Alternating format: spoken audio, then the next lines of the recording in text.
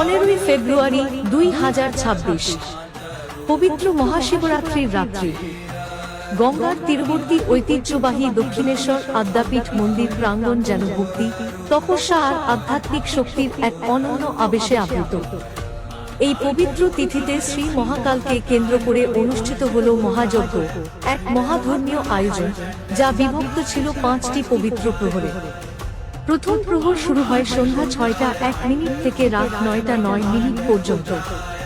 দ্বিতীয় প্রহর রাত 9টা 9 মিনিট থেকে 12টা 17 মিনিট। তৃতীয় প্রহর মধ্যরাত্রি 12টা 17 মিনিট থেকে ভোর রাত 3টি 25 মিনিট। চতুর্থ প্রহর ভোর রাত 3টি 25 মিনিট থেকে ভোর 5টা 34 মিনিট পর্যন্ত বিস্তৃত ছিল। এর মধ্যেই নিশীথকাল, রাত্রির সেই সর্বাধিক তান্ত্রিক ও শক্তিশালী মুহূর্ত, পালিত হয় রাত 12টা 42 মিনিট থেকে 12টা 52 মিনিট পর্যন্ত গভীর মন্ত্রোচ্চারণ ও অগ্নিহোমের মধ্য দিয়ে। পুরো অনুষ্ঠান জুড়ে মহাযজ্ঞের অগ্নিশিখা যেমন জ্বলেছে অটুট বিশ্বাসে, তেমনি শ্রী শ্রী মহাকালের 4 বার বস্ত্র পরিবর্তন ও অভিষেক সম্পন্ন হয়েছে অত্যন্ত বিধিনিয়ম মেনে। প্রতিটি অভিষেকের মুহূর্তে মন্দির প্রাঙ্গণ মুখরিত হয়েছে হর হর মহাদেব ধ্বনিতে। দেশের বিভিন্ন প্রান্ত থেকে আগত বহু সাধু সন্ন্যাসী, সাধক সাধিকা এবং অসংখ্য ভক্তের সমাগমে পূর্ণ হয়ে ওঠে মন্দির চত্বর। রাতভর ভক্তি, জপ, আরাধনা ও অর্ঘ্য নিবেদনের মধ্য দিয়ে এক অলৌকিক আধ্যাত্মিক পরিবেশের সৃষ্টি হয়। অনুষ্ঠান চলাকালীন বিশেষভাবে উপস্থিত ছিলেন আদ্যাপীঠ মন্দিরের সম্পাদক শ্রী শ্রী ব্রহ্মচারী মুরাল ভাই মহাশয়, যার অংশগ্রহণ এই আয়োজনকে আরও তাৎপর্যমণ্ডিত করে তোলে।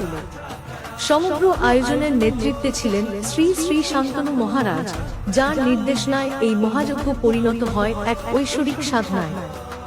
দক্ষিণেশ্বর আদ্যাপীঠ থেকে আবির মজুমদারের রিপোর্ট। মহাশিবরাত্রিতে শিবযজ্ঞ হয় আমাদের, 14দশী লাগা থেকে 14দশী ছাড়া পর্যন্ত এই যজ্ঞটা চলবে। আগামীকাল 5:30 পর্যন্ত চলবে। কেউ যদি আমার সামনে আদ্যস্তব পাঠ করে আমি বিশেষ সন্তুষ্ট।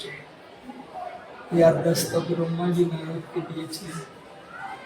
নারদ যখন জিজ্ঞাসা করেছিলেন 99 years is all property, terminable without prior notice, তুমি তো খুব অল্প আয়ু, তাড়াতাড়ি ভগবান লাভের কি আছে? তখন এই আদ্যামা বলেছিলেন আমার স্তব যে পরে রোজ, আমি এই জন্যই তাকে দর্শন দিয়ে, এই জন্য ঈশ্বর লাভ হইতে মানব জীবনের উদ্দেশ্য। তাই এই বিধান দিয়ে গেলেন আদ্যামা তার সন্তানদের জন্য। শুধু মাছ স্তব,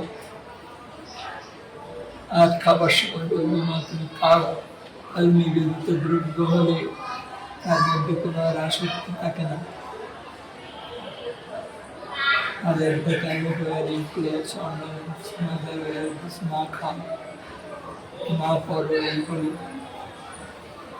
আদ্যামার।